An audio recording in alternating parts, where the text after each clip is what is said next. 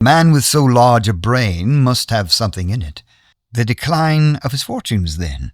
This hat is 3 years old. These flat brims curled at the edge came in then, and it is a hat of the very best quality. Look at the band of ribbed silk, and of the excellent lining.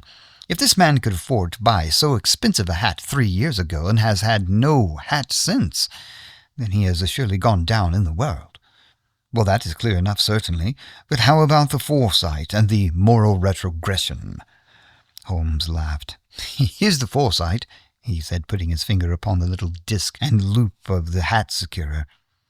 They're never sold upon hats. If this man ordered one, it is a sign of his certain amount of foresight, since he went out of his way to take this precaution against the wind. But since we see that he has broken the elastic and has not troubled to replace it, it is obvious that he has less foresight now than formerly, which is a distinct proof of a weakening nature.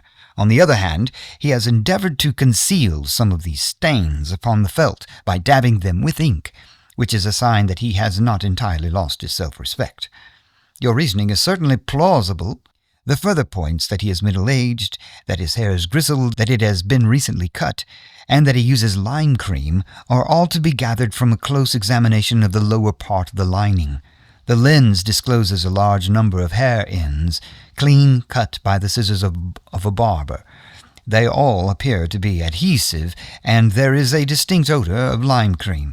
This dust, you will observe, is not the gritty grey dust of the street, but of the fluffy brown dust of the house, showing that it had been hung up indoors most of the time, while the marks of moisture upon the inside are proof positive that the wearer perspired very freely, and could therefore hardly be in the best of training.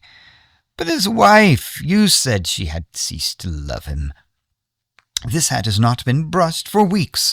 When I see you, my dear Watson, with a week's accumulation of dust upon your hat, and when your wife allows you to go out in such a state, I shall fear that you also have been unfortunate enough to lose your wife's affection. But he might be a bachelor. Nay, he was bringing home the goose as a peace offering to his wife.